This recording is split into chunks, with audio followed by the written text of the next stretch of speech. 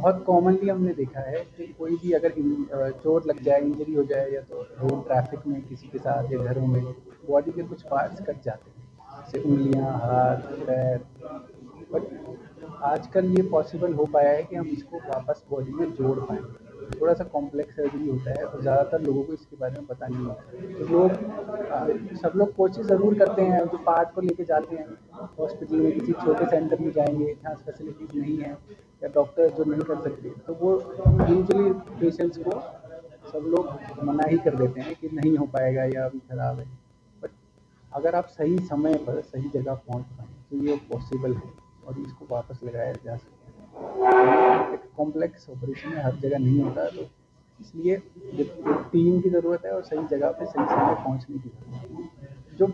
जो भी अंग कटा है उसके हिसाब से हर अंग का अलग अलग टाइम पीरियड होता है, बट मोटा मोटा बात ये है कि फर्स्ट 6 to 8 आवर्स, 6 से 8 घंटे में अगर सर्जरी स्टार्ट हो जाए तो पॉसिबिलिटी बहुत ज़्यादा है कि हम उसको लगा पाएंगे दोबारा, वो पार्ट प्रिजर्व रहता है, खराब नहीं होता। बट जैसे 12 घंटे और उससे ज़्यादा हो जाते हैं तो फिर सर्जरी की सक्सेस कम हो जाती है, क्योंकि पार्ट में खराबी आना शुरू होता है। और उसको लाने के लिए जो तरीका है, एक पहले गीले कॉटन के कपड़े में या कोई आपको गॉज पीस मिल जाए या दुपट्टा, रुमाल, उसमें उसको लपेट लिया जाए ताकि वो गीला है थोड़ा थोड़ा, बिल्कुल सूखे भी ना। फिर उसको जो आप हमने पार्ट लिया है कॉटन में कपड़े में लपेट के, उसको एक हम पैकेट में रखेंगे।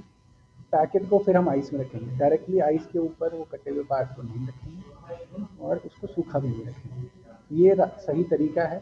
इस तरीके से लाया जाए तो पार्ट ज़्यादा देर तक सेफ रहता है, उसको लगाना पॉसिबल हो पाता है। ये भी इसी पे बात डिपेंड करता है कि कौन सा बॉडी पार्ट हम कर रहे हैं। यूजुअली 3 to 5 डेज ही रहते हैं, 3 से 5 दिन में अगर हमें पता चल जाता है कि सब नॉर्मल है, पेशेंट भी रिकवर हो जाता है और सब रिकवरी नॉर्मल हो, तो हम 3 से 5 दिन में आपको घर वापस डिस्चार्ज कर सकते हैं। कॉस्ट हम कोशिश यही करते हैं कि मिनिमम टू मिनिमम में हो, बट ये कॉम्प्लेक्स सर्जरी है, थोड़े कॉस्ट इसमें इन्वॉल्व होते हैं और वो डिपेंड ये भी करता है कि कौन सा पार्ट है, कितना बड़ा सर्जरी है, उस हिसाब से वेरी करता है कॉस्ट, पर हम कोशिश यही करते हैं कम से कम हो जाए। जी, आना चाहिए इनको एक्चुअली। ये ऐसी एनजीओ कई काम कर रही हैं। अगर हम साउथ की बात करें, खासकर जैसे बर्न हैंड है, किसी का जला हुआ हाथ है, ये जैसे किसी का अंग कट गया, ये किस में होगा? आमतौर पे फैक्ट्री वर्कर्स में होगा और हर किसी के लिए नहीं है। हम बोल देते हैं कि लाख 1.5 लाख बहुत बड़ी अमाउंट हो जाती है किसी आम आदमी के लिए। अगर एनजीओ आते हैं तो हम भी आगे एफर्ट मार के और रेट कम करने की कोशिश कर सकते हैं, पर क्योंकि देखो एक प्राइवेट सेटअप में आप बोल रहे हैं कि फ्री ऑफ कॉस्ट हो जाए, वो प्रैक्टिकली पॉसिबल नहीं है। तो हम खुद चाहते हैं, और उसके अलावा भी हमारे फोर्टिस हॉस्पिटल के जैसे स्वराज हो गया और इंडस्ट्रीज हो गया, उनके साथ लिंक्स हैं जिसमें वो कुछ इंश्योरेंसेस चलाते हैं जिससे कि रेट कम से कम और कम हो जाता है। एंड ऐसे पेशेंट अगर टाइमली हमारे पास पहुंचते हैं तो और सक्सेस के चांस बढ़ जाते हैं। हाँ जी, जैसे मैंने आपको बताया, इलाज हर चीज़ का है।